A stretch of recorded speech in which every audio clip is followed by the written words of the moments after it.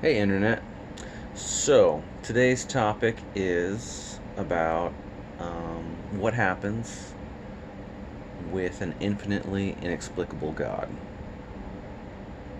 What happens practically with having to accept the theological premise that God is infinitely inexplicable and completely above our ways and our understanding? If you've been in debates with Christians and theists generally, you surely run across this claim, and most often it isn't about explaining the unavoidable nature of God, but is most often used defensively to prevent some important part of their worldview from attracting too much scrutiny. Well, as it turns out, this defense works way too well, better than they give it credit for, and to completely religion sabotaging degrees.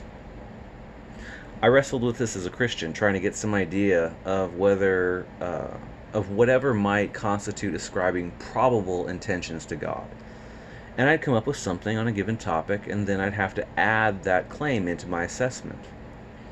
I wasn't familiar with Bayes' theorem at the time, but now I realize that the prior probability of having any idea of what God thinks, wants, plans, intends, or meant in a given circumstance is a very hard zero, and there would never be anywhere near enough evidence to overcome that prior probability in practical life.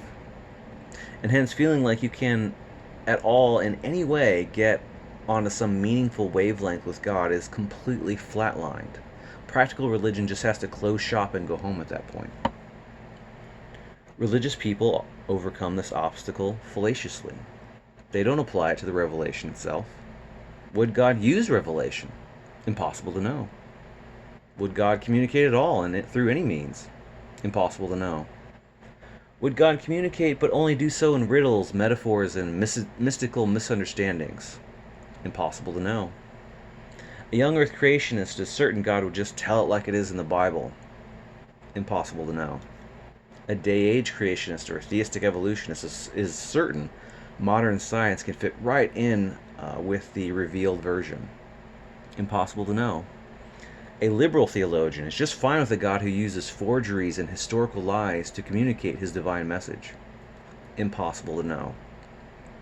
Someone thinks the most popular, ancient, and most influential religion of their day is probably the real message. Someone else thinks that that's likely human corruption and that God wants you to take some obscure religious path no one has ever heard of. Impossible to know. And that's just the practical issues. Metaphysically, if we liberate the possibilities from our grasp of logic, we have opened up the Pandora's box of having no way to sort through literally anyone's claims, from a scientist, a philosopher, a theologian, or the ramblings of a toddler. Everything is equally probable. So how can you even formulate your own opinion in that context when it comes to evaluating however God is really supposed to be? It makes religious life and epistemology in general entirely meaningless. As the female singer Willie Scott at the beginning of Indiana Jones and the Temple of Doom boldly proclaims, anything goes. And it's certainly possible that an infinitely, ultimately unknowable God wants to have some kind of coherent personal intermingling with each and every creature at their level, from every human to every ant. But in any event, we have to load in the infinitely inexplicable part and recognize that once that part is accepted, and we have to accept it thanks to the supposed revelations proclaiming that we have no idea whether or not the possibility of the personal connection is at all probable, even if it appears to be the case in our given circumstance and apparent revelation. Maybe infinitely inexplicable gods aren't at all into intermingling with lesser beings and revelations of any sort. And maybe they don't care if those lesser beings get absolutely wildly wrong ideas about the whole thing. Who are we to judge? But bye-bye religion.